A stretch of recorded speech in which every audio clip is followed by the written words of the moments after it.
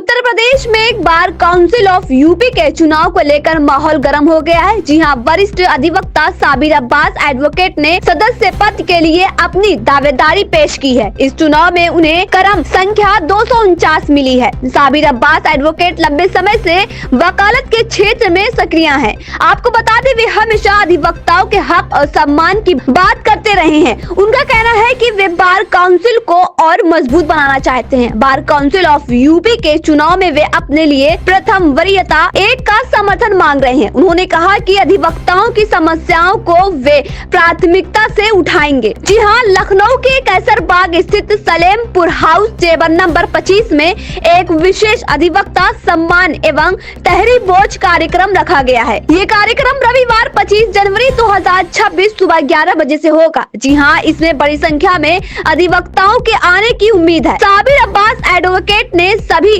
अधिवक्ताओं से इस कार्यक्रम में आने की अपील की है। उन्होंने कहा कि ये सिर्फ चुनाव नहीं, अधिवक्ताओं के भविष्य का सवाल है। जी हां, उनका कहना है कि अगर अधिवक्ताओं का साथ मिला तो वे बार काउंसिल में ईमानदारी से काम करेंगे। साबिर अब्बास एडवोकेट ने कहा, मेरा मकसद पद नहीं, सेवा है। मैं हर अधिवक्ता की समस्या के लिए आवाज उठाऊंगा। उन्होंने युवा वकीलों के लिए ट्रेनिंग और महिला अधिवक्ताओं के लिए बेहतर सुविधाओं की बात भी कही। चुनाव के दौरान उनका प्रचार तेज हो गया है। पोस्टर और स्टिकर के जरिए उनका संदेश अधिवक्ताओं तक पहुंचाया जा रहा है। जी हां, अब देखना होगा कि इस अहम चुनाव में अधिवक्ता समाज किसे अपना प्रतिनिधि चुनता है। मैं साबिर अब्बास एडवोकेट, मेरा क्रम संख्या 249 है। मैं काफ़ी दिनों से अधिवक्ताओं के हित के लिए काम करता चला आ रहा हूँ। जब मैंने देखा कि बार काउंसिल में बहुत सी दिक्कतें आ रही हैं, तो मैंने ये प्रयास किया, ये कोशिश की कि मैं बार काउंसिल में जा करके ही, बार काउंसिल में रह करके ही बार काउंसिल का अधिवक्ताओं के हित में काम कर सकता हूं। तो मैं इसलिए बार काउंसिल का चुनाव लड़ने लगा।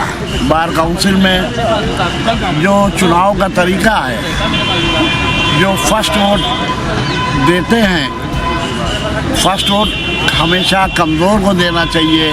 जो पहली दफ़ा लड़ रहा है तो पहला जिसको चुनाव पहला वोट देंगे वो जीत जाता है, तो सेकंड थर्ड वोट की गिनती नहीं होती है। जब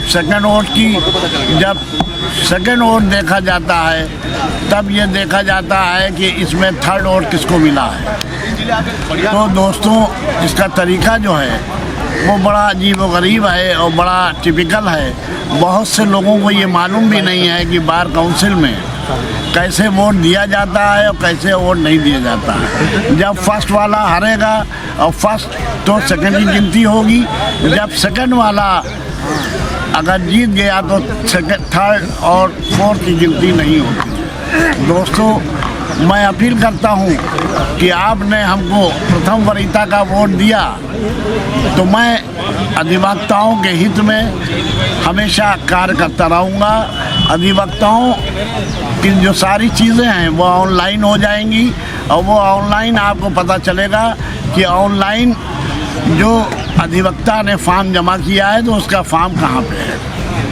अधिवक्ताओं का ये बार बार रजिस्ट्रेशन होना ये भी गलत है। अधिवक्ता, क्योंकि अधिवक्ता, बहुत से अधिवक्ता ऐसे हैं कि वो सुबह आते हैं, शाम को चले जाते हैं। एक अधिवक्ता के रजिस्ट्रेशन में जो 5 साल के बाद रजिस्ट्रेशन होता है, रिन्यूअल होता है, तो वो गलत है।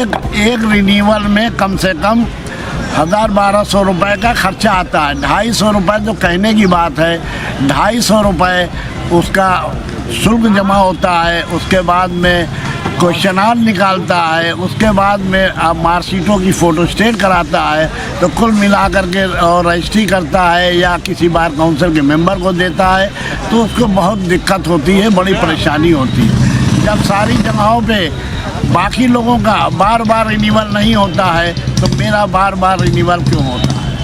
ये ख़त्म होना चाहिए। मैं वादा करता हूँ कि जीतने के तुरंत बाद ये सब चीज़ें ख़त्म हो जाएंगी, सारी चीज़ें ऑनलाइन होंगी और ये रिन्यूअल बार बार बंद होगा। इसी के साथ खुदा हाफिज।